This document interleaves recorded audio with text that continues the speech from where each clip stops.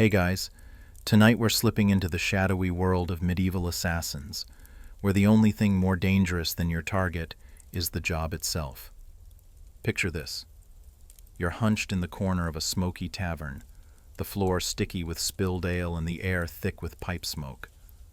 A flickering candle casts long shadows on the rough wooden table where you're nursing a mug that tastes suspiciously like vinegar.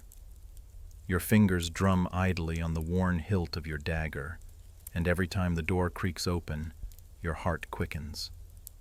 This isn't some grand cloak and dagger romance. You probably won't survive this, not with the way the city watch is always prowling, and the local gossip can be deadlier than your blade. So, before you get comfortable, take a moment to like the video and subscribe, but only if you genuinely enjoy what I do here. And hey, drop a comment telling me where you're listening from and what time it is for you. I'm always curious. Now dim the lights, maybe turn on a fan for that soft background hum, and let's ease into tonight's journey together. You trudge down the narrow lanes of a medieval town, your boots sinking into the muck of rain-soaked cobblestones. The stench of refuse and tanneries rides the air, and you wrap your cloak tighter around your shoulders. Every corner is a potential ambush, every doorway a hiding place for informants. This is your world, a place where a single whispered rumor can bring down a lord, and a knife in the dark can change the course of a kingdom. Historians still argue whether medieval assassins were truly part of organized guilds, or if most were just desperate men willing to trade blood for bread.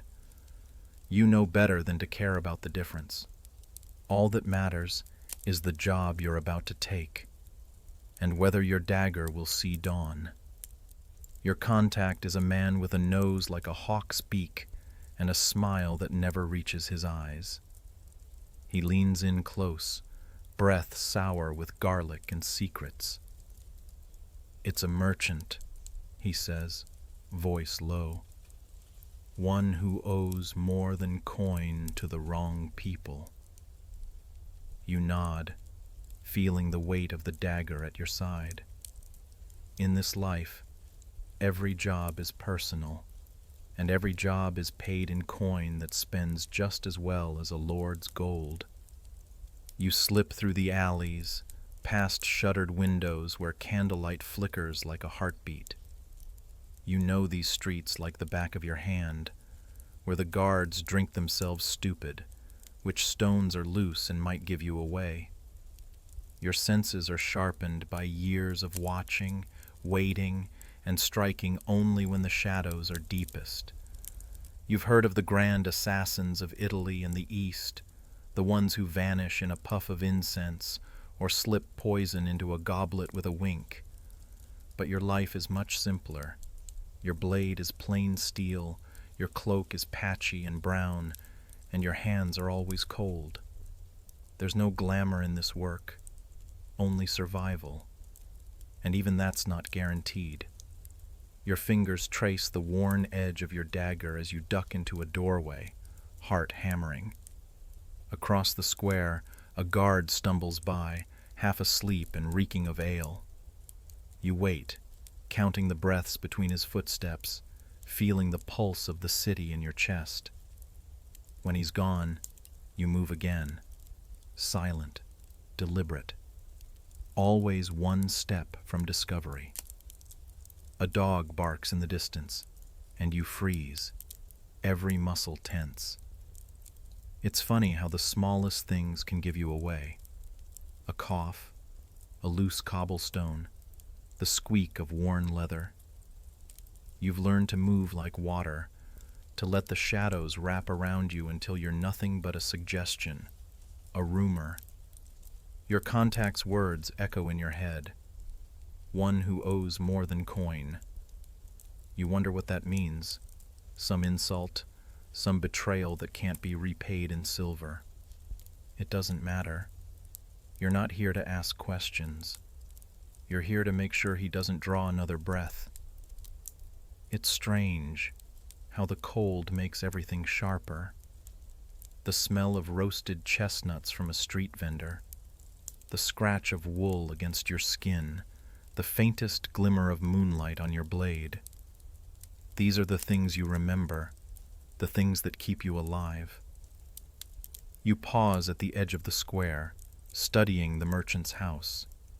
A small place, half timbered and humble, but warm light spills from the windows. You wonder if he's home yet, if he's thinking of the debts he owes or the enemies he's made. You wonder if he can sense you out here, a ghost in the night, coming for him. You shift your weight, feeling the creak of old leather and the comforting weight of steel. This is the life you chose, or maybe the life that chose you. No family crest, no noble cause, just the work and the pay and the thin hope that you'll see another dawn. And if you don't, well, you won't be the first to vanish into the night, your name whispered like a curse in the alleys you once called home. The night air grows colder as you stand in the shadows, your breath a thin mist in the moonlight. The merchant's house is quiet now. No laughter, no song, just the faint creak of shutters in the wind. You flex your fingers, feeling the slight tremor that never quite leaves you, no matter how many times you've done this. The dagger in your hand is worn but sharp, its edge honed for moments like this. You slip around the corner, moving with the practiced ease of someone who's learned that noise is the first step to failure.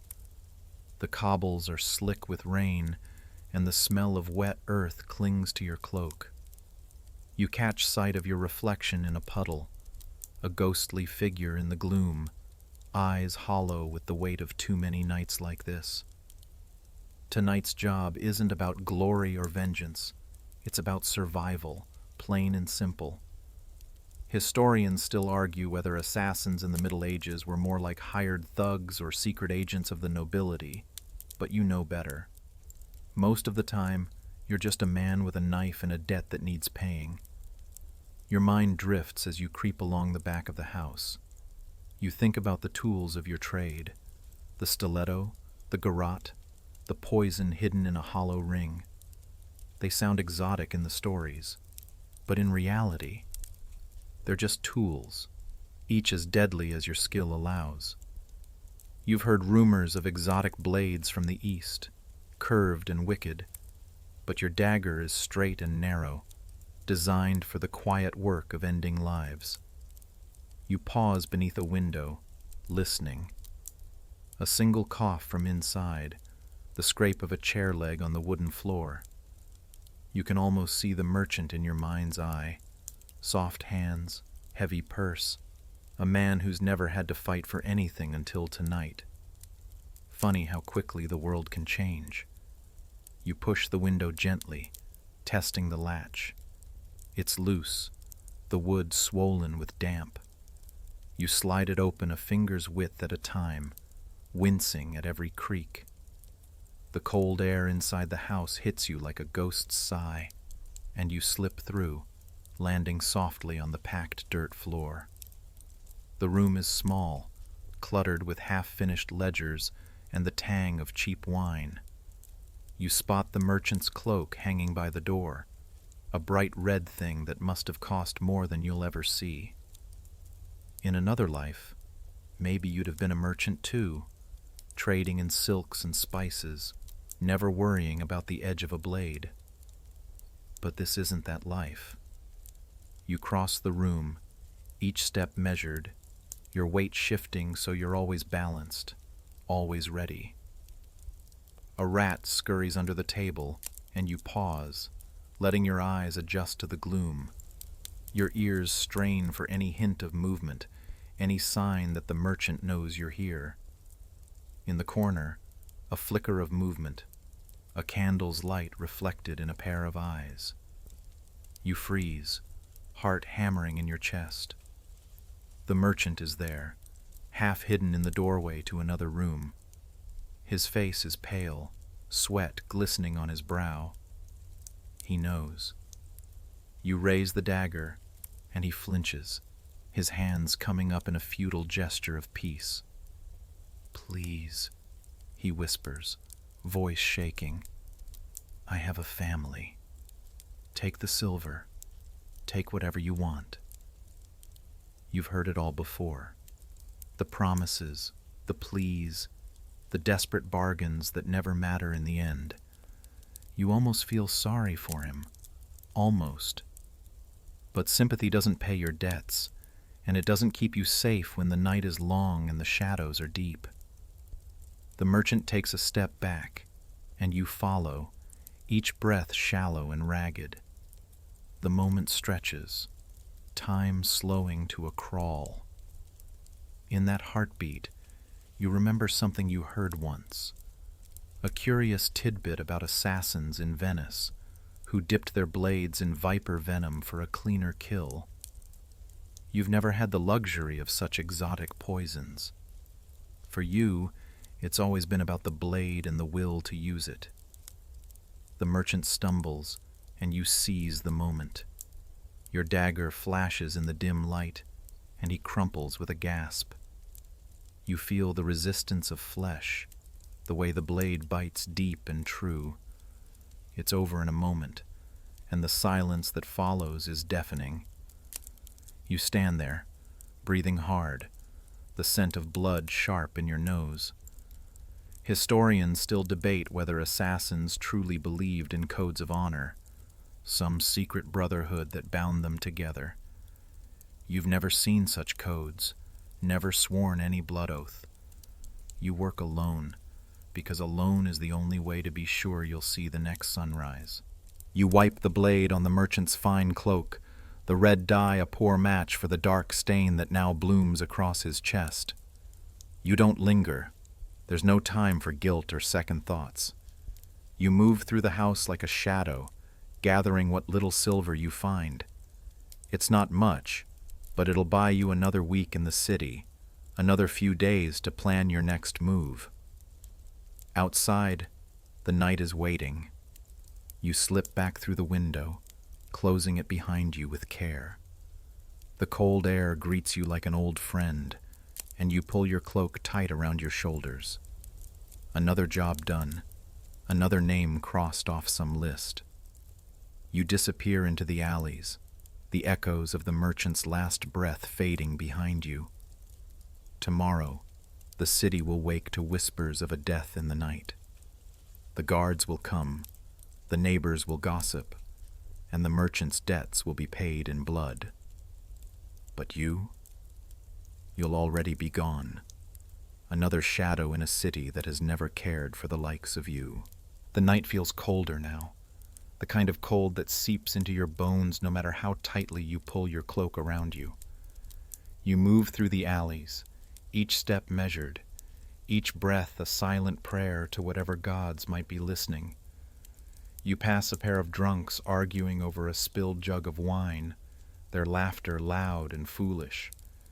You slip past them unseen, a phantom in the dark. You've learned that blending in is the true art of an assassin. Forget the romantic nonsense about flashing steel and moonlit duels. No one sees you, no one remembers you. That's your greatest weapon. You wear drab colors, browns and grays that melt into the night, a hood that hides your eyes and the wary set of your shoulders. Historians still argue whether medieval assassins had uniforms or badges, but you know the truth. No true assassin would ever wear something so stupid. You pass through the market square, where the smell of roasted meat still lingers, a memory of the day's trade. The vendors' stalls are empty now, canvas flapping in the breeze like sails on a ghost ship. You keep to the shadows, your steps silent on the worn cobblestones. You know every crack, every hiding place, a map written in the language of survival. Your mind drifts to your tools. The dagger, of course, but also the garrote, a length of silk cord, soft as a lover's touch but deadly in the right hands. You remember the first time you saw one used, the way the target's eyes bulged in that final, desperate moment. It's not as easy as it looks. Your fingers have to be sure, your arms steady, or the struggle will draw too much attention. You've practiced until your palms were raw, until the cord felt like an extension of your own hands. But tonight, it was the dagger that did the work. Simpler, quicker. And now the weight of it feels different in your hand. Less a tool and more a burden. You duck down a side street, your breath misting in the cold air. A cat watches you from a windowsill, its green eyes glinting in the lamplight. You pause for a moment, offering a wry smile. "What are you looking at?" you murmur. The cat flicks its tail and turns away. Even the animals here know better than to linger. Your stomach growls, a reminder that you haven't eaten since dawn. You think about the stale bread and dried fish waiting in your room, food that would turn any noble's stomach, but it's enough to keep you going. Historians like to write about grand feasts and royal banquets, but they forget that most of the time, a medieval assassin's diet was as plain as the rest of his life. Bread, cheese, a scrap of salted meat if you were lucky. It was enough. You pass a shrine to some local saint, the weathered statue watching over the street with blind eyes. You pause to make the sign of the cross. Superstition or habit, you're not sure. There's comfort in the ritual, a fleeting sense of protection in a world that offers none. A memory rises unbidden, one of the first jobs you ever took, back when your hands still shook and your heart felt like it would burst from your chest. The target was a petty lord, a man who fancied himself above the law. You were just a boy then, barely taller than your dagger was long. But you learned that night that fear is a tool like any other. If you can master it, you can turn it on your enemies. You shake off the memory and keep moving. The city is never truly asleep. Somewhere in the distance, a dog barks, a baby cries, a door slams shut. The world carries on, oblivious to the blood on your hands. You reach the edge of the merchant's district and pause, your breath coming in slow, steady clouds. You've heard stories of assassins who wore disguises, monks' robes, beggars' rags, even the garb of a city watchman. Some of those stories are probably true. You've worn your share of masks, though none of them were as clever as the ones in the tales. The trick isn't the disguise itself, it's how you wear it. You've learned to hunch your shoulders just so, to shuffle your feet like a man with no reason to hurry. You've learned that the best lies are the ones that feel true, even if only for a moment. You slip into a small courtyard, the fountain at its center long dry and choked with weeds. You sit for a moment on the cold stone, letting your heart slow. You know better than to run straight home. Better to wait, to make sure no one followed. The city watch is slow, but they're not fools. They'll be out soon enough, sniffing around for any hint of blood in the alleys. You tilt your head back, staring up at the moon. It's bright tonight, too bright for comfort. You mutter a curse under your breath. There's no hiding from that silver light. But you've lived long enough to know that sometimes you don't have to hide. Sometimes you just have to be forgettable. A rustle in the shadows, a scrape of boots on stone. You're on your feet in an instant, hand on your dagger. But it's just a drunk, weaving his way home with a song on his lips, and no idea how close he came to dying. You watch him stagger past, your own breath easing out in a slow, measured sigh. This is the life you've chosen. No glory, no songs sung in your name. Just the work, the coin, and the hope that tomorrow you'll wake up with your skin still whole. And as you slip back into the shadows, you know it's enough. The alleys twist and turn like the labyrinth of your own thoughts, each bend a new threat, each shadow a test of your nerve. You keep your hood pulled low, the weight of your dagger reassuring against your hip. In this life, you've learned that the pay was never as good as the stories made it sound. And the risks? Well, they were worse. You pass a tanner's workshop. The stench of curing hides thick in the air. Even in the dead of night, the scent clings to your throat, a pungent reminder of how little separates life from death. You cough quietly, wiping your mouth with the back of your hand. Historians still argue whether medieval assassins were paid in coin or favor, but you know that sometimes it's not even about money. Sometimes it's about debts of blood, someone's brother, someone's secret, and the promise that you'll never be safe until you pay them back. Your thoughts wander to the last job you turned down. A noble's daughter, they said, who had crossed the wrong man. The coin was good, too good in fact, and that's what made you refuse. A job that's sweet always has a bitter aftertaste. You've learned that if something seems too easy, it's probably a trap.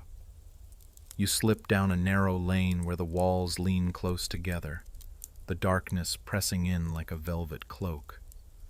A rat scurries across your path, fat on the leavings of the city's endless feasts. You watch it go, and for a moment, you envy its simple life. No deals in the shadows, no blood on its tiny claws, just scraps and survival. A flicker of movement ahead, a lantern swinging in a watchman's hand. You press yourself against the rough stone, breath held, every muscle coiled tight. The lantern's glow wavers, then passes, leaving you in darkness once more. You exhale slowly, the relief washing over you like a tide. You've lived so long on the edge that you've forgotten what it's like to walk these streets without fear. Your mind wanders again, this time to the men who hire you. Merchants, guild leaders, even minor lords, all with their petty squabbles and whispered secrets. They come to you because you're the last resort, the sharp end of their desperation. They offer silver and promises, but never the truth. And you? You take what you're owed and leave the rest to the crows. The wind picks up, and you pull your cloak tighter. You remember a tale you once heard in a tavern, a story of an assassin who could vanish into thin air, who walked through walls and spoke only in riddles. A fanciful tale, no doubt, but it stuck with you. Maybe because on nights like this, you almost believe it could be true. You duck into a doorway, the heavy wooden frame sheltering you from the worst of the wind. You take a moment to rest, your legs aching from hours of quiet movement. You think about the price of your life, how many coins it would take to buy your silence, your shadow. The answer, you know, is always the same. Never enough. You've seen what happens to those who take too many risks. The broken bodies left to rot in the ditches, the whispers that follow them like ghosts. You're careful, always careful. But careful doesn't mean safe, and safe doesn't mean free. A door creaks open across the street, spilling light and laughter into the night.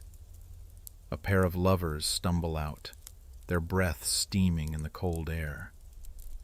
They don't see you, don't even glance your way. For a moment you wonder what it would be like to have that kind of freedom, to laugh without fear, to love without looking over your shoulder.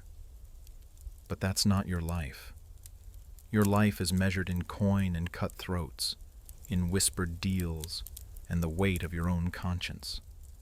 And as much as you might long for something simpler, you know better than to dream. The lovers disappear down the lane, and you slip back into the night. You think about the jobs you've done. Some you're proud of, most you're not. You think about the ones who begged, the ones who didn't even see it coming. You wonder if their ghosts follow you, if they watch you from the darkness with cold, accusing eyes. You shake your head, pushing the thoughts away. There's no room for ghosts in your line of work. Just the next job, the next breath, the next heartbeat. Your stomach growls again, a low, insistent reminder of your own mortality. You reach into your pouch, pulling out a scrap of stale bread. You chew it slowly, the taste as bland as your life has become. It's enough to keep you moving, for now. You finish the bread and wipe your hands on your cloak. The night stretches out ahead of you, the city's labyrinth of alleys and secrets calling you deeper. You know that there's no real rest for you. Not tonight, not ever. But you keep moving, because in this life, stopping is the same as dying. And as you slip back into the darkness, you remind yourself of the only truth that matters. The pay was never great, and the risks were always worse. You weave through the narrow lanes, boots silent on the slick stones. The cold night air tastes like iron on your tongue, and you're grateful for it. It keeps your mind clear, your senses sharp. Tonight's job is done, but the city never sleeps, and neither can you. You slip through an archway into a small courtyard, the moonlight turning the puddles silver. A statue of the Virgin Mary stands watch over the square, her gaze blank and eternal. You pause, bow your head, and whisper a half-remembered prayer. Maybe she's listening. Maybe she's not. The rumors in the tavern said the merchant you killed owed more than just money. He'd crossed the wrong man, insulted the wrong woman, or maybe just been in the wrong place at the wrong time. Historians still argue whether assassins cared about the reasons behind their contracts. Some say the motives were everything. Others argue that a blade doesn't care whose blood it spills. You know where you stand. A job's a job. You don't ask questions because answers don't pay your rent. The flicker of a torch ahead pulls you back to the moment. You slip deeper into the shadows, your hand resting lightly on the dagger at your side. The torchbearer is a city watchman, his boots loud on the cobbles, his breath a cloud in the cold. He's muttering to himself, probably cursing the late hour and the bitter wind. You watch him pass, your own breath silent and shallow. A cat darts across the square, and the watchman jumps, cursing under his breath. You almost smile. It's the small things that break the tension, the tiny moments that remind you you're still alive. But only almost. There's no time for laughter in this life. You move again, crossing the square and slipping into another alley. Here, the smell changes. Less of the sea and the fish markets, more of rot and mildew. The air is thick, and your boots squelch in the mud. This part of the city is older, the stones worn smooth by centuries of feet and wheels. You think about the jobs you've taken here, the ones that paid well and the ones that didn't. You remember a bribe once, a bag of coins pressed into your hand by a merchant with eyes like a weasel. "Make it look like an accident," he'd whispered. And you had. You always do. That's part of the deal. No witnesses, no questions, no loose ends. The hardest jobs are the ones that come with no plan at all. Just a name and a face and a promise that if you fail, you'll be the one they find in the river come morning. You've learned to trust your instincts, to read the city like an open book. And tonight, your instincts tell you it's time to go to ground. You duck into a doorway, the heavy oak door weathered and cracked. Inside, it's dark and still. You listen for a moment. No footsteps, no voices, just the soft drip of water from a broken pipe. You slip inside, letting the darkness swallow you whole. You light a small candle, the flickering flame throwing dancing shadows on the rough stone walls. The room is empty, save for a wooden table and a rickety chair. You sit, your muscles aching from the constant tension of the night. You take a deep breath, letting it out slow. The job is done. The merchant is dead. For tonight, that's all that matters.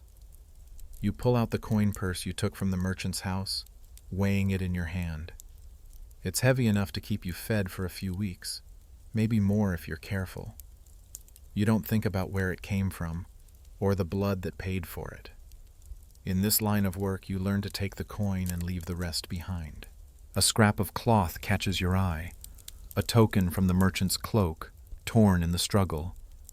You turn it over in your fingers, feeling the fine weave, the bright color dulled by blood.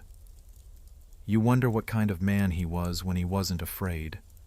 A merchant, a father, a husband. You'll never know. And you've learned not to care. You toss the cloth onto the table and lean back in the chair, closing your eyes for a moment.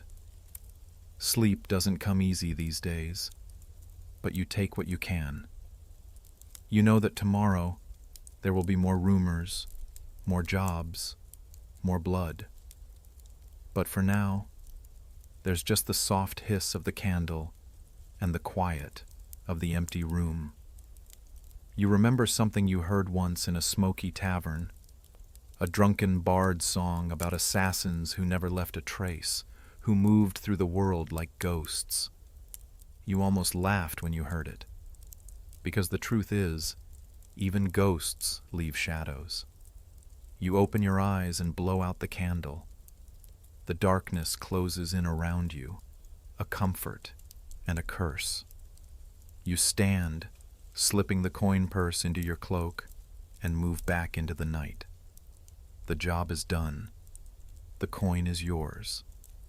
And the city, as always, is waiting. The city's heartbeat is steady as you melt back into the night, each step deliberate and soft. You know these alleys by feel, the slick curve of cobblestones beneath your boots, the smell of old fish and cold ashes in the air. Your world is built on whispers and shadows, and tonight you're just another rumor drifting in the dark. You make your way through the back lanes where the moonlight never quite reaches, and the only eyes on you belong to the rats and the stray cats that know better than to care. Every step you take, you listen to the echo of your own breath, to the scrape of distant boots on stone. Every night is a test of your patience, your skill, and the thin line between survival and death. It's said that rumors are sharper than any blade, and in your line of work, that's always been true. A single whispered word can be the difference between another night's pay and a rope around your neck come dawn. Historians still argue whether medieval assassins had networks of spies. Some say they used children and beggars to watch the streets. Others insist they worked alone. You've found that the best spies are the ones who don't even realize they're spying. The gossiping fishwives, the drunken patrons, the stable boy who sees everything and says nothing. You pause near a tavern door, the heavy oak planks dark with spilled ale and secrets.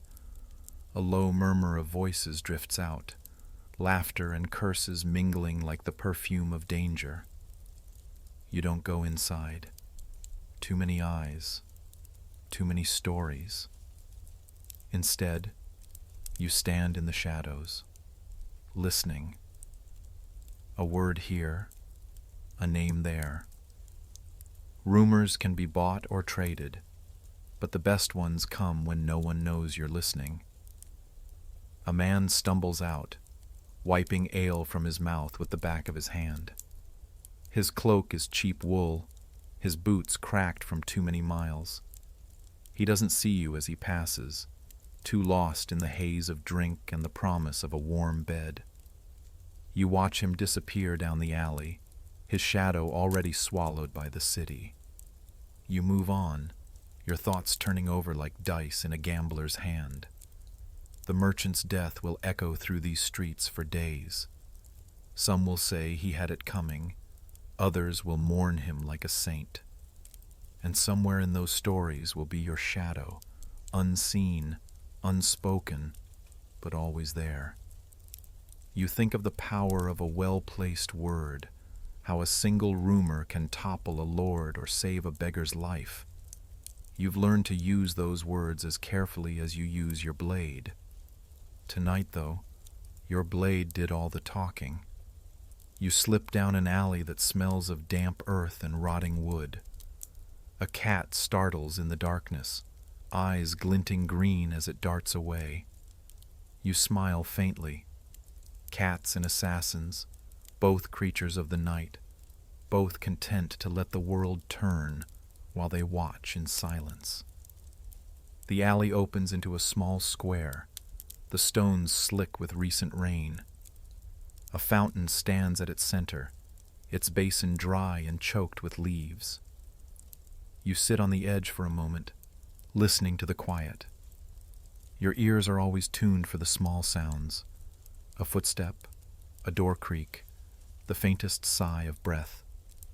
You've learned that in this life, it's not the loud threats that kill you. It's the quiet ones. A memory stirs, a fragment of an old story you heard in a crowded market. They said a famous assassin once worked with a poisoner so skilled she could kill a man with a single drop of nightshade in his wine. You've never had the luxury of such artful tools. Your world is simpler, steel and shadows, muscle and silence. You stand, your legs stiff from the cold. The wind picks up, tugging at your cloak, carrying with it the distant sounds of the city at rest. A dog barks somewhere far off, and you wonder whose door he guards, whose dreams he's keeping safe tonight. You keep moving, because in this life, stillness is as deadly as a slip of the blade. Your steps take you back toward the heart of the city, where the torches of the night watch still burn and the rumors never sleep. You know that by dawn, new stories will spread, some true, most not, and you'll be a ghost in all of them, a shadow that no one can name. You pass a beggar huddled in a doorway, his thin blanket no match for the cold. He looks up as you pass, his eyes hollow with hunger. You toss him a coin from the merchant's purse, not out of mercy, but because even in your world, small kindnesses can buy a moment's peace. He nods, and you disappear into the night. Because that's what you are, a rumor in the dark, a name never spoken aloud. And as you move on, you leave behind only whispers and the faint echo of your passing footsteps. The night deepens as you make your way back to your hideout, each breath a cold sigh that disappears into the shadows. Your steps are steady, your mind clear, but there's always that small, gnawing thought at the back of your skull. Poison. You've seen enough to know it's both a friend and a curse, a tool as subtle as rumor and as final as any blade. Tonight, it wasn't your weapon of choice. But in your world, poison is never far from your thoughts. Historians still argue about the truth of the poisoner's art. Some say the recipes were guarded secrets of guilds, others that they were passed from mother to daughter in back rooms thick with incense and danger. You know it's a little of both, and more besides. In the markets, You've seen sellers hawking vials of God knows what, hemlock, belladonna, a pinch of something that might be dust or might be death. You pause at a small bridge, its worn stones slick with dew. Below, the river glimmers in the moonlight, slow and silent. You've heard of poisons made from river fish, their skin glistening with something that can stop a heart in seconds. A story for drunks and dreamers, maybe. But you've learned not to dismiss any story out of hand. After all, every blade was once a rumor. Your cloak stirs in the breeze, and you shift your weight, feeling the weight of your dagger against your ribs. Steel is simpler, no brewing, no measuring, just a single motion. But poison has its uses. You remember one job, a merchant's wife, tired of her husband's cruelty.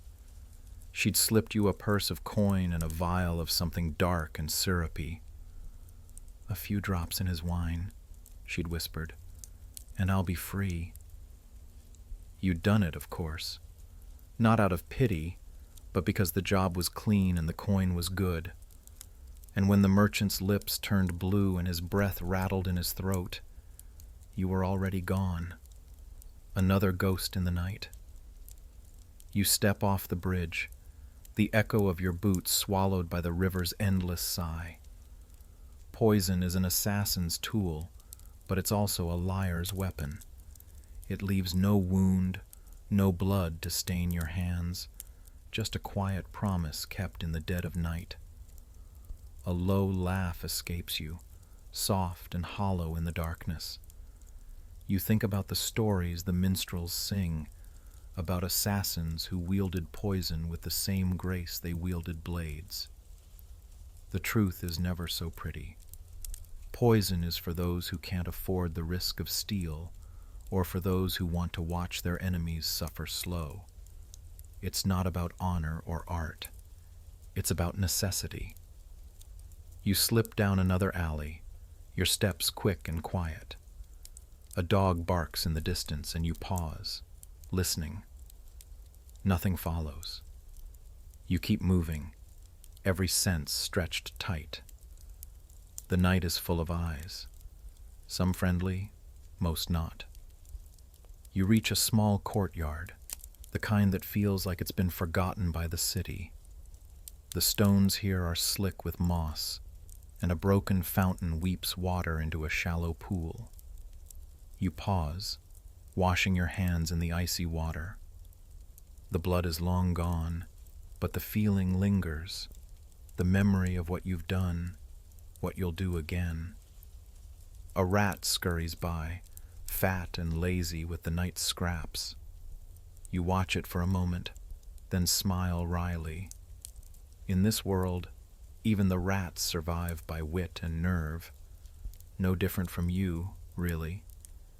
You stand, shaking the water from your hands, and move on. The city stretches around you, a maze of alleys and secrets, and you walk it like a prayer. You know the poisons and the blades, the shadows and the whispers. You know that in this life, the only thing you can count on is the silence that follows the last breath. And tonight, that silence is yours.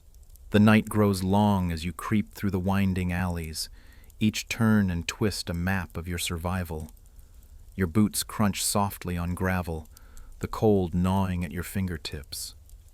You move like a wraith, slipping past shuttered doors and darkened windows, each shadow a friend, each echo a warning. Tonight, your thoughts are on the next job, the next mark, the next price. There's no rest in this life, only the endless cycle of planning, striking, and vanishing. The merchant's house is far behind you now, a memory that still clings to your cloak. You know how the city wakes in the morning, how word of death spreads like spilled wine, whispers that grow into rumors, rumors that bloom into truths no one dares to question. Historians still argue whether medieval assassins were truly skilled in the art of infiltration. Some claim you scaled castle walls like spiders, slipping in and out with barely a breath of notice. Others say you were just as clumsy as any footpad, relying more on luck than skill. You pause at the foot of an ancient wall, its stones slick with moss and old rain. Above, a castle's silhouette looms, sharp against the moon. You've never liked climbing. It's a messy business, better left to boys with more guts than sense. But sometimes there's no choice. Tonight you wonder what it would be like to pull yourself up those cold stones, fingers numb, eyes searching for the next handhold. You wonder if the guards sleep, if their dreams are as troubled as yours. You run your hand along the rough stone, feeling the chill seep into your bones. You've heard tales of assassins who carried grappling hooks, ropes coiled like vipers at their belts. You don't have those tools tonight. Just your hands, your blade, and the knowledge that slipping is the same as dying. You move on, taking a narrow stairway that winds up toward the castle's outer wall. Your breath comes in soft clouds, each exhale a measured sigh. At the top, a small courtyard lies empty, the moonlight turning the flagstones to silver. You pause there, listening to the stillness, your heart a quiet drum in your chest. You know the weight of stone walls, the feel of old iron in your hands. The guards here are half drunk or half asleep, men paid in coin and promises, their loyalty bought and sold like the stale bread in the market. You know how to walk past them, head down, shoulders hunched, just another shadow in a city that never sees the likes of you. You slip around the corner of the courtyard, boots whispering on the stones.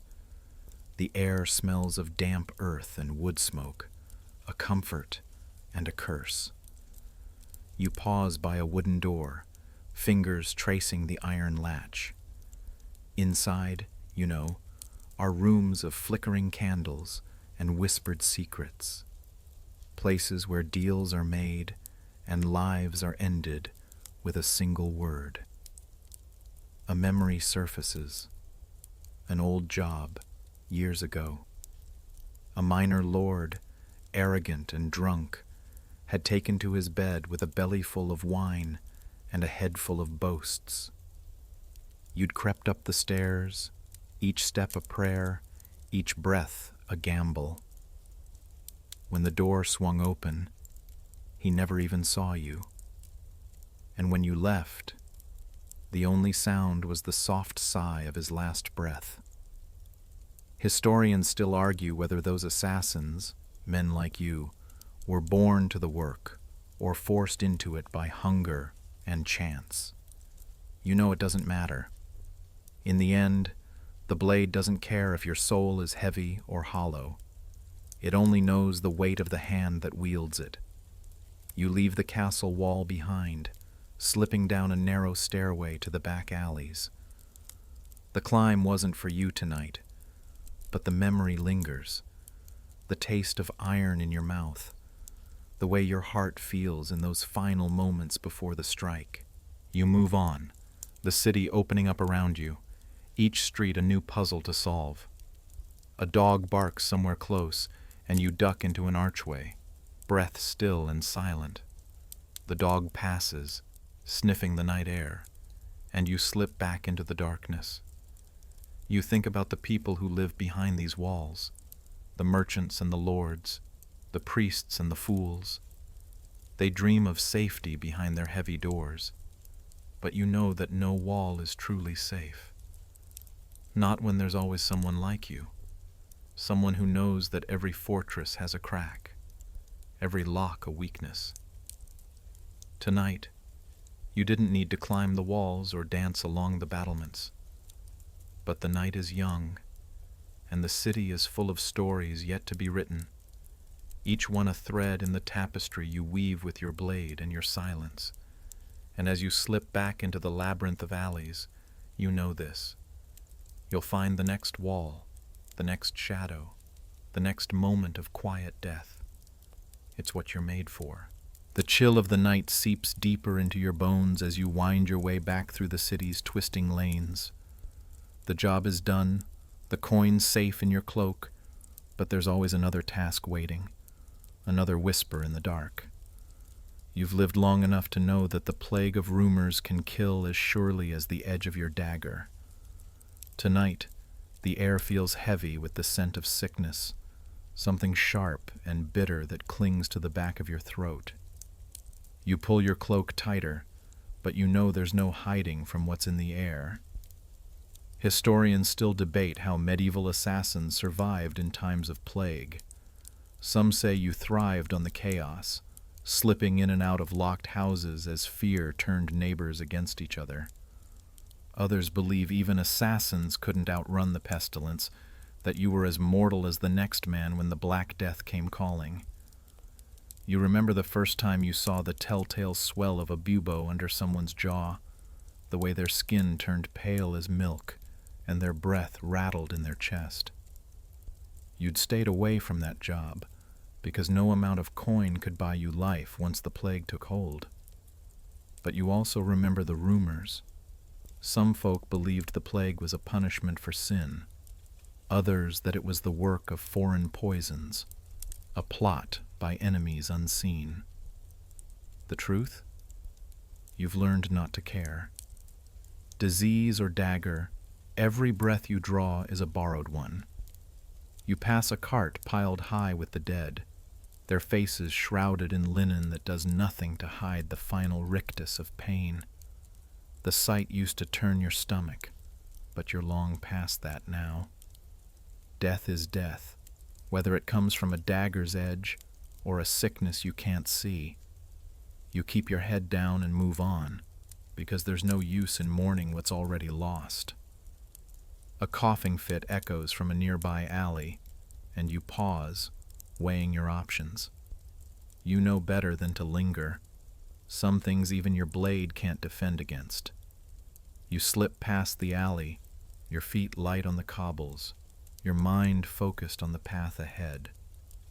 A memory stirs, unbidden, one of your early jobs, when you were still green and too full of questions.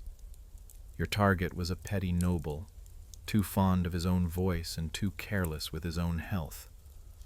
The plague had already begun its slow dance through the city, and he'd grown paranoid, locking himself in his manor and sending for holy relics and quack remedies. When you finally crept through his window, he was a trembling shadow of the man he'd been, sweating, muttering prayers under his breath. You ended his fear with a clean stroke, and when you left, you washed your hands in vinegar and salt, like the old woman in the market had told you. She said it would keep the sickness at bay. You don't know if it worked, but you're still here, and he's not. You turn another corner, the night pressing close, the city's silence deeper than any grave. The plague changes everything. Markets emptied, doors barred, the air itself heavy with dread. But in the darkness, your trade still thrives. There are always debts to settle, secrets to bury, even when death walks the streets in broad daylight. You reach a small church square, the stones worn smooth by centuries of prayer and grief. A single candle flickers in a window, the soft glow a promise of sanctuary that you know better than to trust. The priests preach mercy, but you've seen the way their eyes flicker when the silver's heavy and the secrets are thick. You've learned that faith is as fickle as the wind. You pause at the well, drawing up a bucket to wash the grime from your hands. The water is cold and clean, and for a moment, it feels like the night itself is washing away with the dirt. But you know better.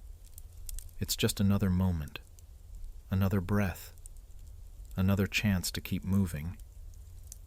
A rat scurries along the well's edge, its eyes bright in the moonlight. It pauses to sniff the air, then vanishes into the darkness. You watch it go, a small, silent creature surviving on scraps and shadows. You understand it better than most. The plague doesn't care about your trade, your debts, or your past. But tonight, you've outlived it one more time. And as you slip back into the alleys, you carry the knowledge that in a city where death walks in every breath, you're still alive. For now, that's enough. The night is deep and silent as you move away from the square, each footstep measured against the silence that clings to these streets like an old friend. You've learned to walk in time with the shadows, to let the darkness hide you, even as the city's priests claim the night belongs to their saints. You know better. You know it belongs to those who can move through it unseen. You pass the ruins of an old chapel, its stones blackened by fire and time. The roof's gone, and the sky spills in like water in a broken bowl. You pause, listening to the wind whistle through the broken arches. Once, this was a place of hope, but tonight, it's nothing but a husk. Funny how even the strongest walls fall when no one's left to guard them. You think of the priests and the inquisitors, their bright robes and bright promises. Historians still argue about how closely the church watched your trade. Some say they turned a blind eye when the coin was right. Others claim they hunted your kind with fire and iron. You know that the truth lies somewhere in between. You've seen priests pay for your silence, and you've seen others who would see you burn for the sake of their own souls. A flicker of torchlight up ahead draws you back to the moment. 2 guards pass by, talking in low voices. You slip into a doorway, pressing yourself against the cold stone, listening. Their words are scraps of gossip, half-truths traded like coin. Some lord's affair, a merchant's shady deal. Nothing you haven't heard before. You wait until their voices fade, then step back into the night. Your mind drifts to the stories you've heard of assassins in far-off lands, legends of veiled killers in Damascus and Cairo, masters of poisons and secrets. You wonder if their lives are any different from yours, or if all assassins learn the same truths in the end, that loyalty is a luxury, and the only code you live by is survival. You slip through a gate in the old city wall, the iron bars cold under your hand. Beyond, the air smells fresher, the river's breath cool against your cheek. You follow its edge, boots quiet on the worn path. The water glitters in the moonlight, black and silver, a living thing that's seen more deaths than you ever will. You pause by the riverbank, crouching low to watch the water slip past. You've always found comfort in rivers, steady, silent, and indifferent. No matter how many bodies they carry, they just keep flowing, carrying secrets out to the sea. You think about the rumors that swirl around the river, stories of bodies weighed down with stones, of lovers who met in the shadows and never came home. Some of those stories are true. You've seen the river's silent mercy, the way it takes the dead and keeps their secrets safe. A soft sound behind you, a whisper of breath. You turn, hand on your dagger, but it's only a beggar moving through the night, a bundle of rags and hunger. He doesn't see you, doesn't care. In this city, no one sees anyone unless they're worth seeing.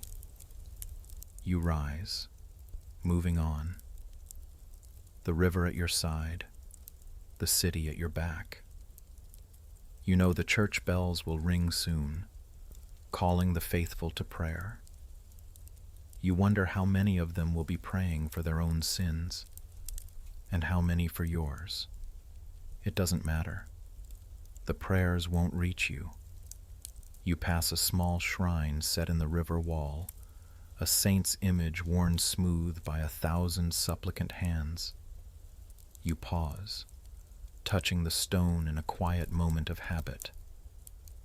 You've never been much for saints, but tonight you find yourself whispering a prayer, not for forgiveness, but for a safe path back to the shadows.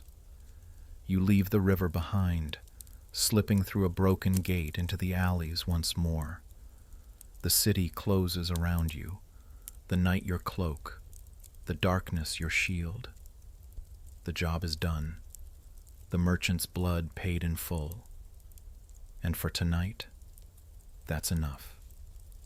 Tomorrow, there will be new rumors, new debts, and new blades waiting in the dark. But tonight, you're just another shadow in a city that never stops whispering. Ups. The night presses close as you make your way back into the heart of the city, each alley a secret, each shadow a promise. The job's behind you now, but your mind doesn't let you rest. You think about the men who wear steel like second skin, knights, soldiers, mercenaries who clank and clatter through the streets like walking fortresses. You wonder if any of them have ever crept down an alley like this, blade hidden and heart pounding. Historians still argue whether assassins ever wore armor. Some claim you used light mail beneath your cloaks, thin enough to hide but strong enough to turn a blade. Others say that was folly, that weight was the enemy of speed, and steel's gleam would betray you faster than a slip of the tongue. You've never bothered with armor. In your work, it's not about strength. It's about moving like water, never giving anyone something to strike at. You slip past a tinker's workshop, the scent of hot iron and old sweat thick in the air. The door is cracked open, a pale glow of coals flickering inside. You pause, watching the old man hammer out horseshoes and hinges, tools for men who live honest lives, far removed from your trade. You envy him, just for a moment. Then you're gone again, swallowed by the dark. You know the weight of steel, the way it pulls at your shoulders and slows your steps. You've watched men in chainmail move like statues, their breath hard and heavy beneath the iron. In your world, breath is life. Each step has to be as quiet as a ghost's sigh. You think back to a job years ago, an ambitious guard captain who thought his mail shirt would keep him safe. He was half right. You remember the way your dagger found the gap under his arm, the quiet gasp he gave as he realized that even the strongest steel has its limits. You cleaned your blade on his cloak before slipping back into the night, a lesson written in blood. The city watches out tonight, lanterns bobbing like fireflies as they sweep the streets. You slip into a doorway, breathing slow and easy. You've learned to read their patterns, when they'll pause, when they'll turn. You wait until their light fades, then move on, lighter than any armored knight could hope to be. Armor's for the battlefield, not the alleys. Your kind has always known that. You trade protection for silence, wait for speed. And in the end, that trade has kept you alive longer than any breastplate could. A memory surfaces, an old tale you heard in a tavern, half sung and half spat out by a bard with more drink than sense. He claimed that once an assassin wore a shirt of mail so fine it shimmered like water in the torchlight. They said he was unstoppable, that no blade could touch him. You smiled when you heard it, because you know the truth. No matter how fine the mail, no matter how strong the steel, there's always a gap, always a way in. You turn down a side street, your steps soft, your breath misting in the cold air. A dog snarls at you from a doorway, but you just keep moving, the daggers wait a quiet comfort at your side. You've learned that the best defense is to never be seen at all. The night is yours. No steel creaks, no torchlight flashes on a polished helm, just the soft rustle of your cloak, the steady beat of your heart, and the silent promise of your blade. You move on, the city shifting around you like a living thing. In a world of knights and lords, you're something else, something they'll never understand. And that's exactly how you like it. The night stretches on, the cold air sharp in your lungs as you slip through the warren of alleys. The city sleeps fitfully, doors bolted tight, shutters rattling in the wind. But you're awake, each footstep a careful promise to the darkness. Sleep is for the weak, or so they say. You've learned that in your line of work, sleep is a luxury you can't afford. Your mind wanders as you walk, thoughts turning over like cards in a gambler's hand. Historians still argue whether medieval assassins ever truly rested. Some say you lived in a constant haze of vigilance, always one breath away from discovery. Others imagine you snatched your sleep in the hours before dawn, wrapped in a cloak in some forgotten corner of the city. You know the truth lies somewhere in the middle, always tired, always watching, but too stubborn to let the weariness claim you completely. You remember the long nights crouched in the eaves of a noble's manor, your eyes gritty with exhaustion as you waited for the moment to strike. How the minutes stretched like hours, the world shrinking down to the soft scrape of your own breath and the heartbeat pounding in your ears. You learned then that sleep isn't a gift, it's a danger. The second you let it in, the second you let your eyes close, that's when the blade finds you. You pass a baker's shop, the faint scent of stale bread clinging to the air. The shutters are drawn tight, but you know he'll be up before dawn, kneading dough in the quiet hours when the world is still half dreaming.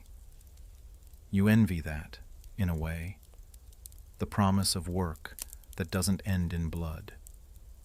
You move on, each step measured, each breath deliberate.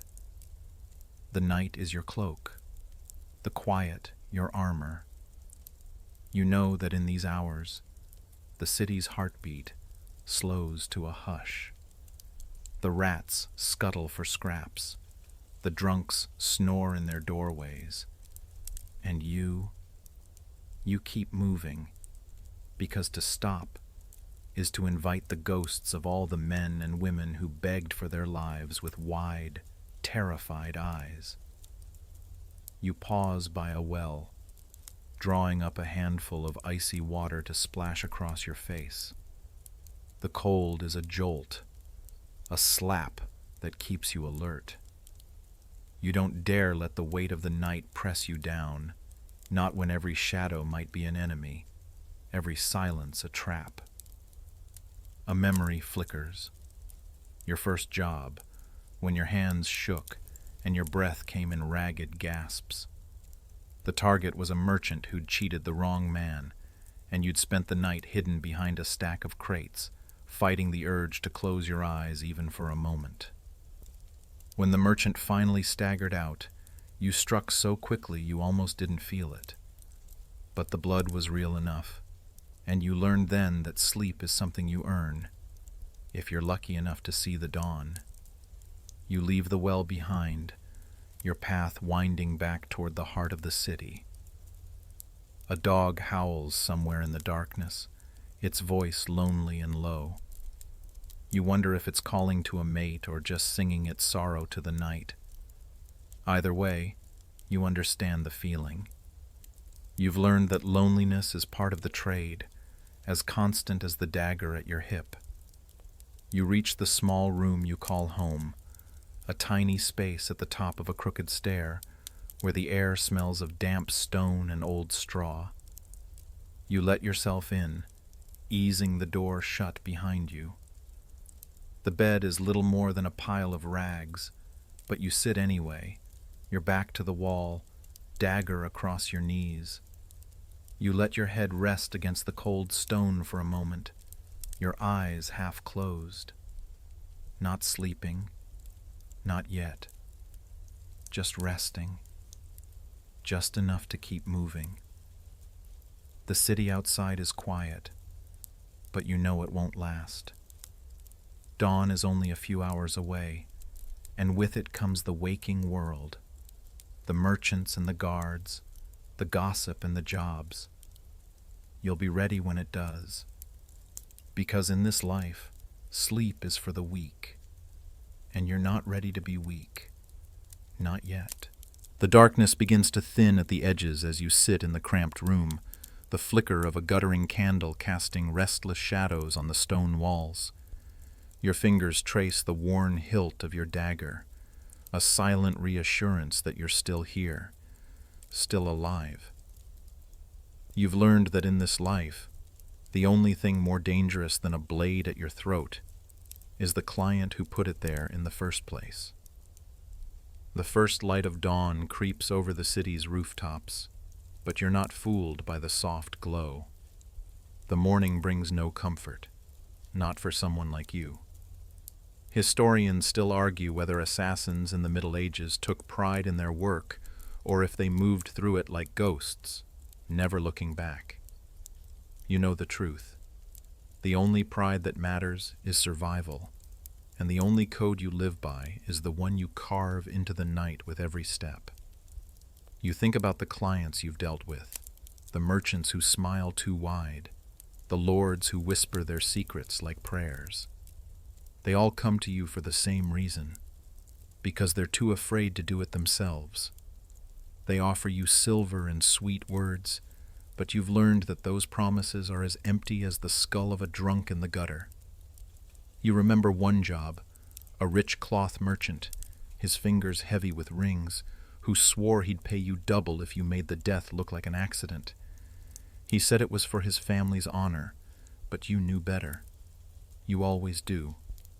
When the job was done, his eyes went cold, and the silver he promised was just enough to keep you fed. But the memory of his lies, that lingers like a bitter taste at the back of your throat. You shift on the thin mat of straw, listening to the city's slow wake-up. The clang of a blacksmith's hammer, the low murmur of prayer from a nearby chapel, the faint clatter of wooden wheels on cobblestone. All of it a reminder that the world keeps turning, even when the blood you spilled last night is still fresh on the stones. You think about the ones who hired you, about how their voices never match their eyes. A merchant who spoke of honor but flinched at the thought of dirtying his own hands.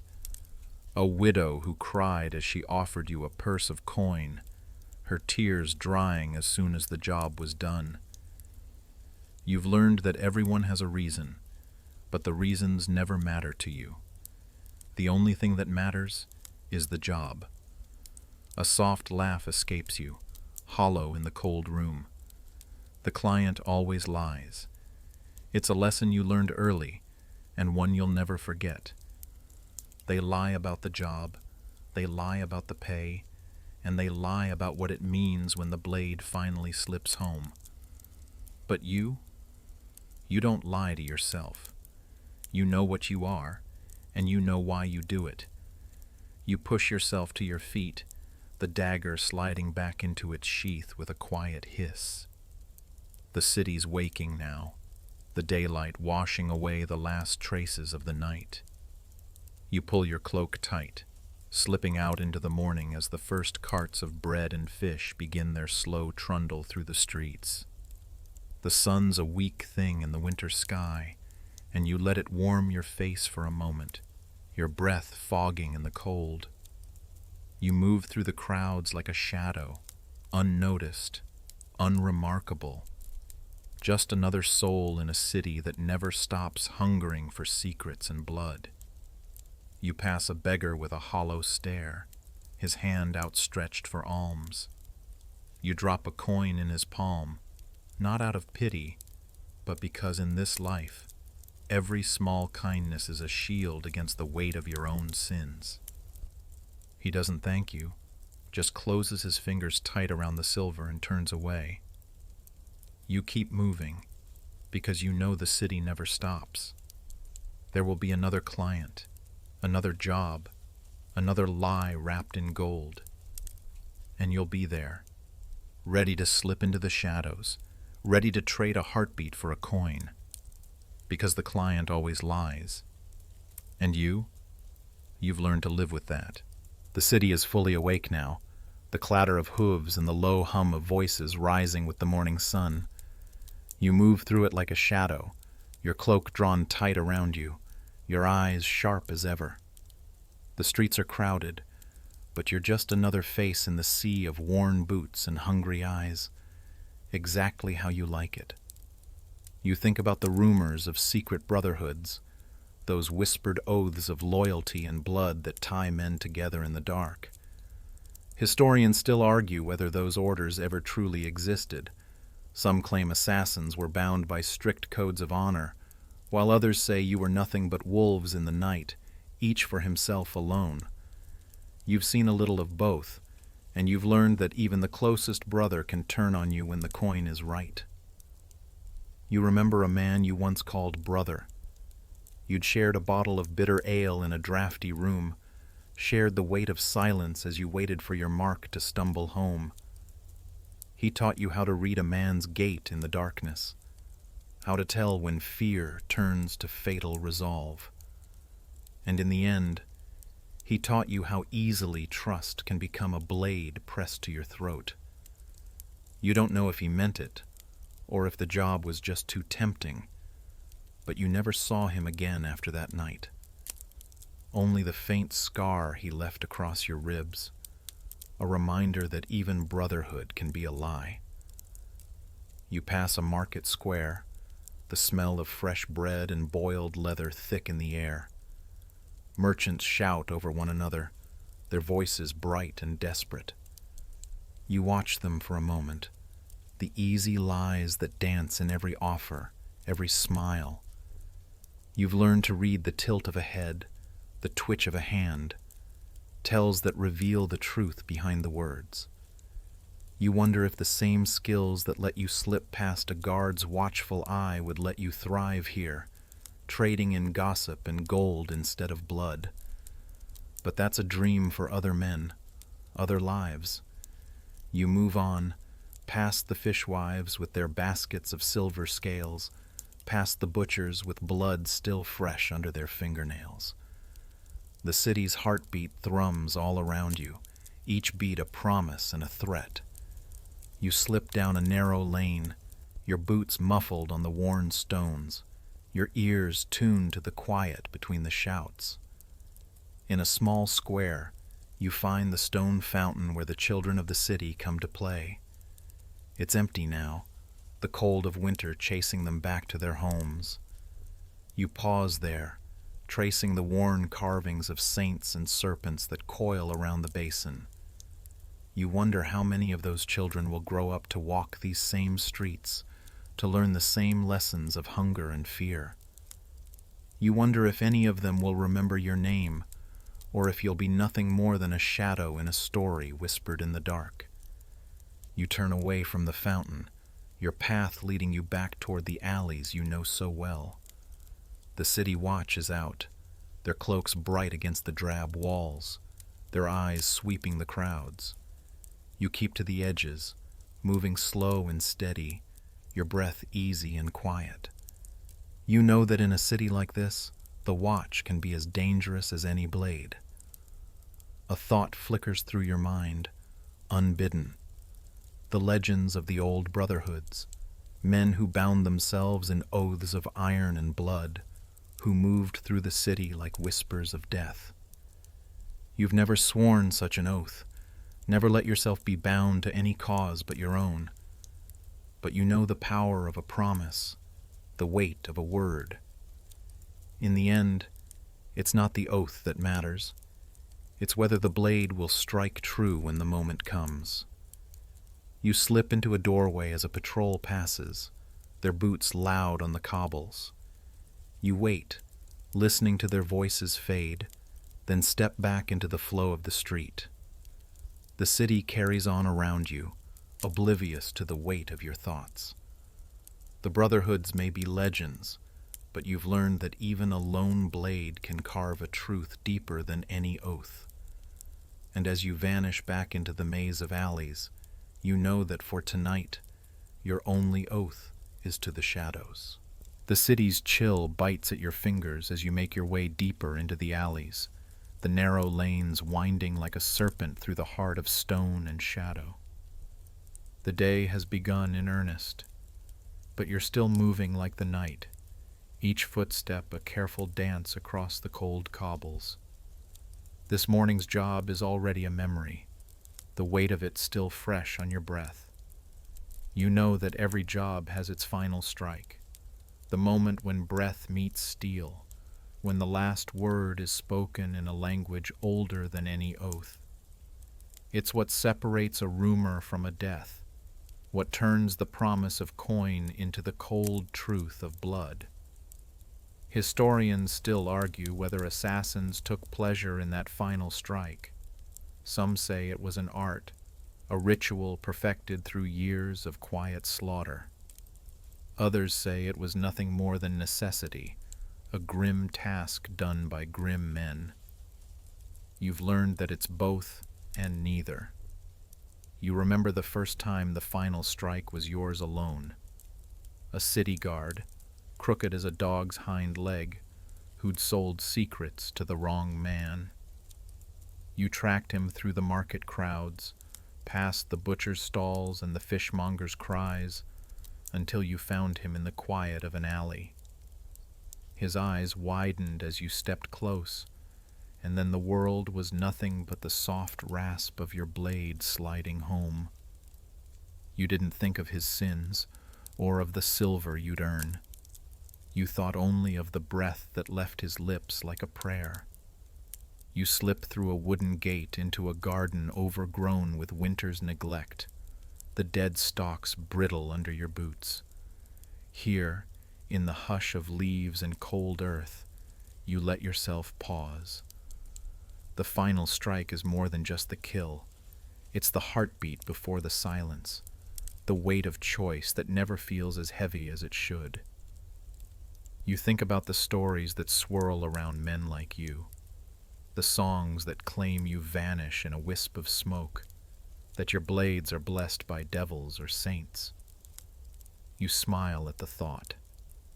There's no blessing in this work, only the sharp hiss of steel and the steady beat of your own pulse.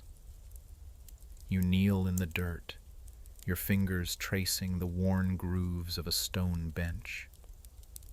Once, this garden must have been a place of peace, a place for whispered confessions and secret meetings.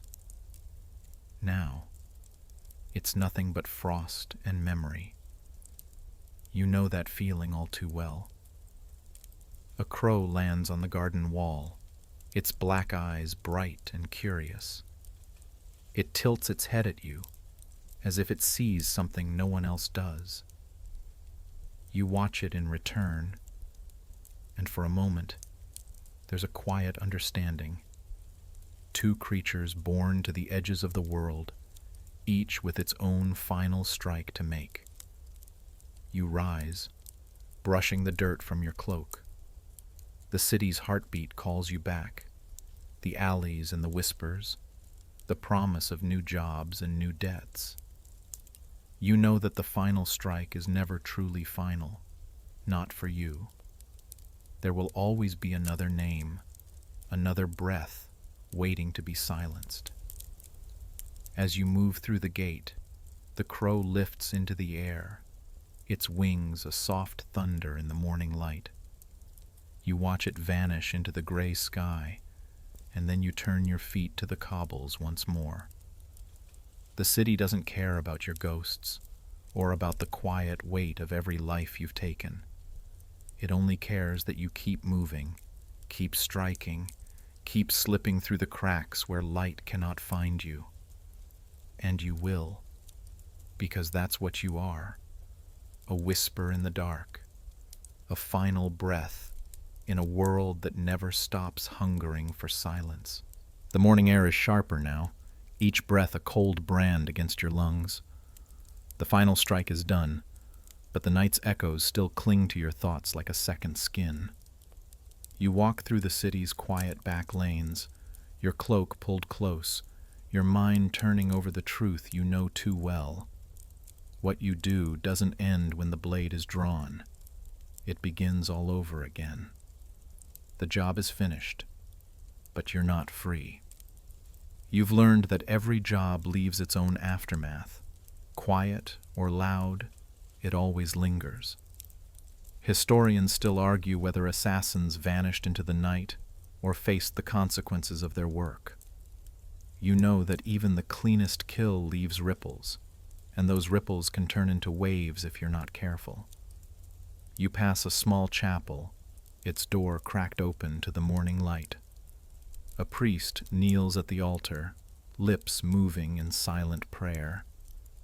You pause for a moment, watching the flicker of the candles, the slow rhythm of ritual. You've never had much use for the church's promises. Mercy and forgiveness don't mean much to men like you. But you understand the comfort of habit, the way repetition can soothe a restless soul. You slip past the chapel, your footsteps light on the worn stones. The city is alive again, the clatter of carts and the cry of hawkers weaving a tapestry of sound that almost drowns out the memory of the night. Almost. You remember how it feels to slip away after the job is done. The quiet exhale of relief, the flicker of doubt that never quite dies.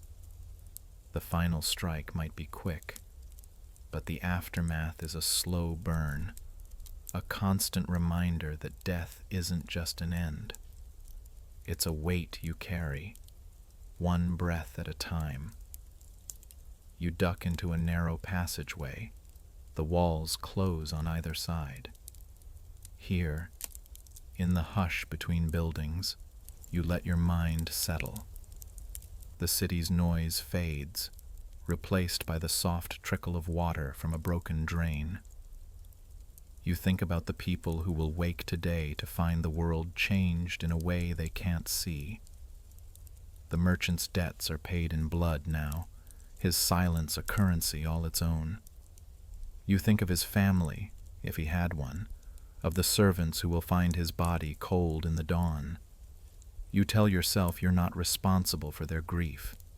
You were just the blade, not the hand that pointed it. But the thought lingers, the way a bruise does under skin. You remember a job long ago, when you were still learning the weight of what you did. The man you killed had a daughter, a girl no older than you were then.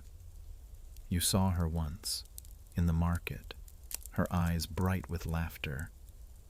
You wonder if she still laughs, or if the echoes of that night haunt her like they do you. You push the thought away. There's no room for ghosts in your world, only the next step, the next breath.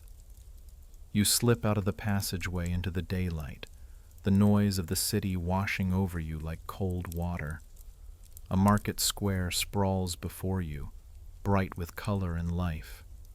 You move through it like a shadow, the press of bodies no threat to someone who knows how to slip between them.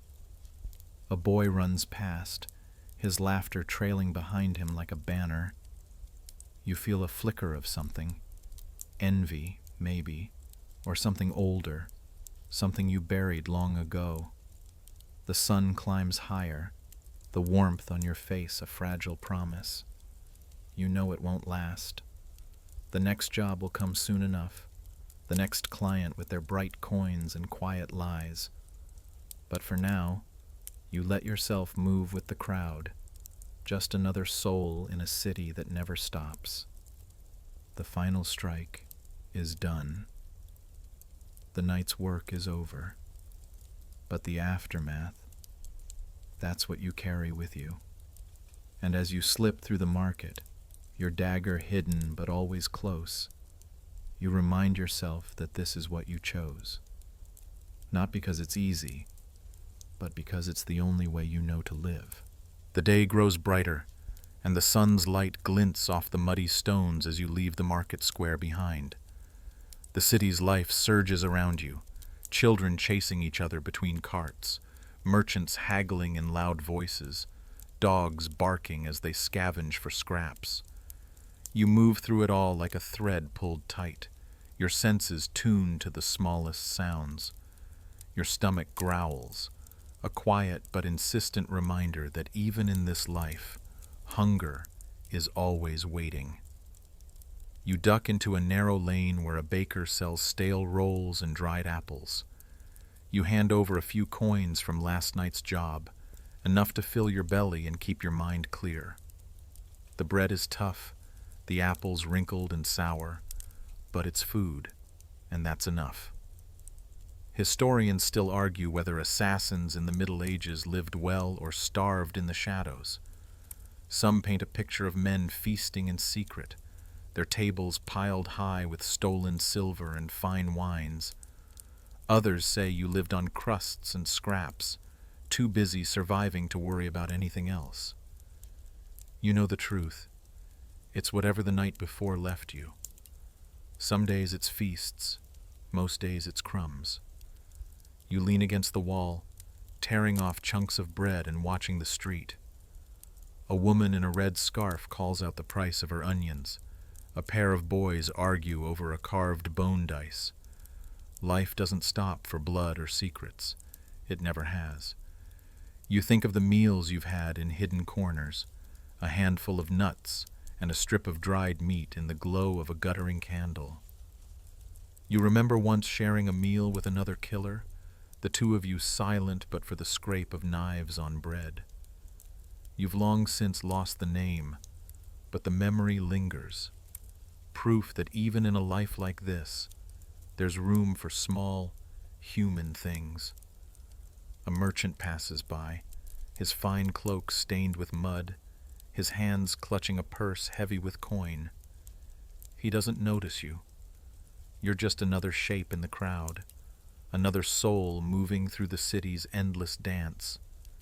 And that's how you like it. Better to be unseen than to be remembered. Better to take what you need and vanish back into the quiet. You move on, the bread gone, the taste of it lingering in your mouth like a promise of tomorrow. You pass a tavern door, the scent of ale and roast meat tempting even in the bright of day. You pause, letting the warm smells wash over you. But you know better than to linger. Taverns are places of too many eyes and too many ears, and you've no wish to trade your silence for a moment's warmth. Instead, you slip down a side alley, the noise of the market fading behind you. Here, the world is smaller, the walls closer. You feel the comfort of it, the way the shadows settle around you, the way your footsteps fall soft on the worn stones. This is where you belong, not in the bright clamor of the market, but in the quiet that waits at the city's heart. You pass a shuttered window and catch a glimpse of your reflection. Hollow eyes, a face marked by the nights that never end. You wonder how many more mornings you'll see, how many more meals of bread and apples before your luck runs out. But you push the thought away. In this life, tomorrow is never promised. The city breathes around you, its alleys and streets alive with the endless hum of living. You take what you need to keep moving, food, shelter, a few coins to buy the next day. You've learned that survival is a chain of small choices, each one as important as the final strike. And as you slip deeper into the maze of the city, you know that for now, it's enough. You live on scraps and shadows, on bread that's gone stale and memories that won't let you rest. But you live.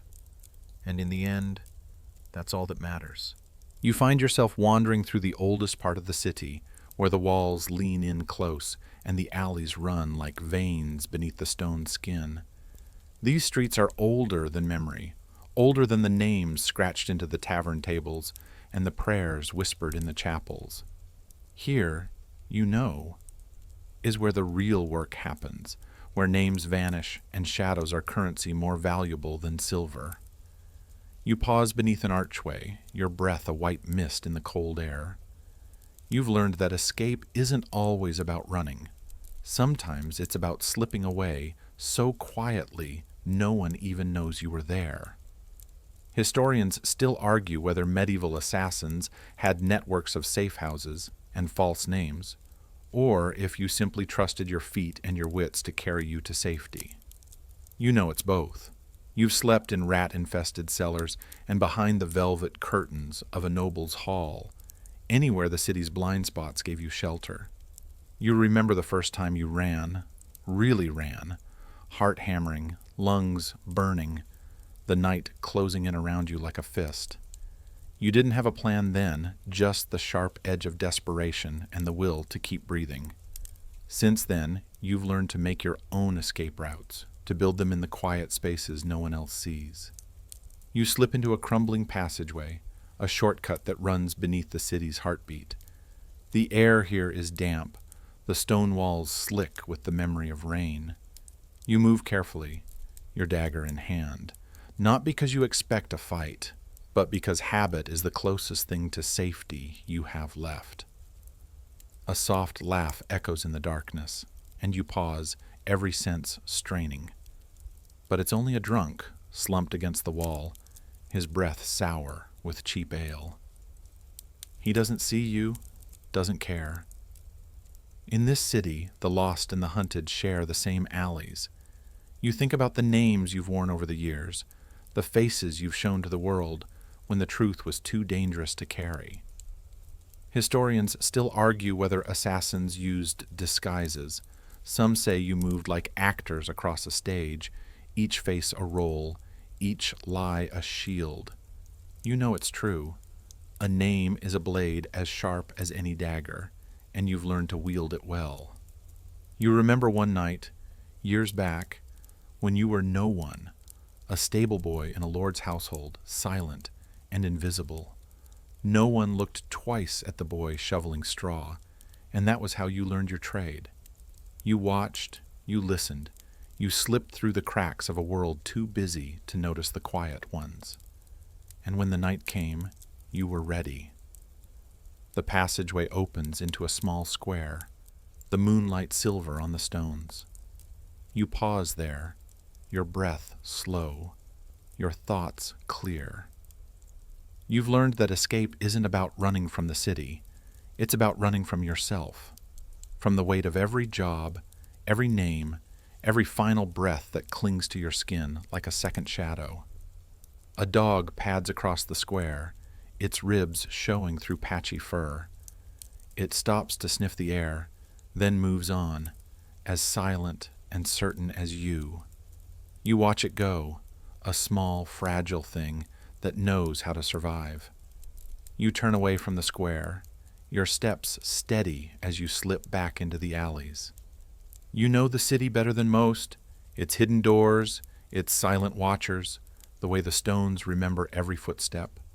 You've built your life in the gaps, in the places no one else bothers to see. And tonight, that's enough. The night is cold, the streets unforgiving. But you've learned that escape is never about where you run. It's about who you choose to leave behind. And as you vanish back into the city's quiet heart, you know that for you, there's always another name, another shadow to slip into. And for tonight, that's enough. The city feels different in the early hours, quieter somehow, as if even the stones are holding their breath. You walk through the alleys with your head down, each step as soft as the hush before a storm. Your thoughts turn to the legends, the tales that cling to your kind like ivy on an old wall. They say assassins are more than men, that you're ghosts in flesh, shadows given breath. Historians still argue if your kind were real or just the bogeymen of a frightened city. Stories mothers told their children to keep them inside after dark. You know the truth. Myths and men are never far apart. In the end, you've become a little of both. You pause by a shuttered window, the wood weathered and splintered by years of rain and wind. Behind it, you hear the soft murmur of a family waking, children's laughter, a mother's gentle scolding. You feel the weight of it for a moment, that fragile warmth you've never known. Then you let it go, because the life you've chosen doesn't leave room for such comforts. You remember the first time someone called you a ghost. You'd been younger then, your hair still dark, your eyes bright with the thrill of survival. A merchant's wife had seen your face in the flicker of her husband's dying breath and whispered it. Ghost, as if naming you could keep her safe. It didn't. You learned that night that names don't matter, only the silence that follows. You turn down a narrow lane, your breath clouding in the cold. You think of the stories that will be told about you one day, if anyone dares to tell them at all. The songs that will turn your quiet footsteps into thunder, your simple blade into something forged by devils. You smile, a small thing, because you know the truth. There's no magic in your work, no secret but the strength of your hand and the certainty of your heart. A street hawker passes you, his basket of wares balanced on his shoulder. He doesn't see you, doesn't pause in his shouted sales pitch. You're just another face in the crowd, another ghost in a city that's already full of them. You think of the old tales, the ones of assassins who vanished into thin air, who slipped past guards like smoke. You've never had the luxury of magic. Your art is simpler. Patience, silence, the ability to read a man's soul in the way he breathes. Those are the things that keep you alive, long after the songs have faded. You reach a small bridge over the river, its stones slick with frost. You pause there, leaning on the worn parapet, the water below dark and endless. You know the river's secrets, the bodies it's carried away, the whispers it's swallowed whole. The city is built on those secrets, on the quiet pact between life and death. You let the silence settle around you, the cold seeping into your bones. You know that legends are for those who can afford to dream, and you've learned that dreams are a luxury you can't risk. The truth is enough. You're a shadow, a rumor, a name that no one speaks, but everyone fears. You turn from the bridge, your steps quiet on the worn stones. The city waits for you, always hungry, always whispering. You know that tomorrow there will be more work, more names to carve into the darkness. You know that for every legend they tell about your kind, there's a truth even sharper waiting in the night. And as you slip back into the alleys, the ghosts they'll sing of one day, you know that for tonight, the truth is enough. The night has begun to yield to the pale promise of dawn, and the air smells of wet stone and dying fires. You walk the last of the alleys like a prayer, each step deliberate, each breath a slow, quiet testament to everything you've survived. The city is yours in these final moments of dark, the world hushed and waiting. You think about why you wouldn't last, about how easy it is to believe in the romance of it all, the hidden blades, the whispered oaths, the dance of death in the candlelight. Historians still argue about the reality of it, whether assassins were truly the stuff of legends or just another desperate man trying to feed his belly. You know the truth better than any of them. There's no glamour in this work, no poetry in the final gasp of breath. You remember the first time you held a dagger, how it felt in your hand, too heavy and too light all at once. You were clumsy then, afraid of what it meant to wield that kind of power. But you learned. You had to. Because in this world, there's no room for hesitation, no mercy in the cracks between the cobblestones. You pass the tavern, where laughter still clings to the walls like smoke. Once, you might have paused there, let the warmth wash over you for a moment. Now, you keep moving. You know that the soft glow of firelight is a lie, that the real warmth is the steady beat of your own heart, the knowledge that you're still here. A girl with a basket of bread crosses your path, her breath a cloud in the morning chill. She doesn't see you, her mind on the day ahead. You envy her for a moment, envy the way she belongs to this world of merchants and bakers, of simple things and honest work. But you let it go, because you know that's not your world. It never was. You move past the city watch as they begin their rounds, their boots loud on the frozen stones. You slip into the shadows, your steps as quiet as the last breath of night. You know they'll never see you, never wonder about the man who moves like smoke between the dawn and the dark. In the end, you know why you wouldn't last. It's not the weight of the blade or the risk of the job, it's the hunger that never fades, the need to be something more than a rumor. But that's the hardest lesson of all, that survival is a kind of death in itself, a slow fading of everything but the next breath, the next job, the next quiet kill. You let the dawn wash over you, the first light of morning cold and bright. The city stretches out before you, a maze of stone and silence, of promises and lies. And you know that somewhere in that maze, there's another name waiting, another job to take, another life to end. But for now, you're just a shadow in the last breath of night, a ghost who knows the truth of every final strike. And as you slip away, you leave nothing behind but the faint echo of your footsteps, a whisper in the dark. The city quiets as the dawn settles in, the cold light painting the stones in pale shades of gray.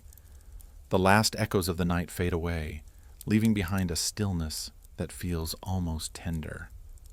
You breathe deep, the air sharp and clean, and let your thoughts drift like mist on the river. The life you've chosen is written in the spaces between these moments, the hush of an alley, the soft sigh of a blade, the gentle creak of a door that will never open again. Each breath is a promise to the darkness, a silent vow to keep moving, to keep living, even when every step feels like a bargain with the night. The city's heart beats slow and steady now, the dawn's gentle glow smoothing the sharp edges of the world. You feel it in the stones beneath your boots, in the sigh of the wind that slips around you like a cloak. For a moment, the weight of it all eases, the endless night folding in on itself like a dream you can almost forget. You let the quiet fill you, each breath a soft promise that you're still here, still whole, even in the cold light of morning. There will be more nights, more jobs, more names to carry in the hush of the alleys. But for now, you let yourself be still, your thoughts a soft echo of everything you've done, everything you've survived. The city waits, and so do you. But in this moment, this quiet breath at the end of the night, you are enough. Let the shadows rest, let the world turn, and know that in the darkness there will always be a place for you, a whisper of your name in the hush of the dawn.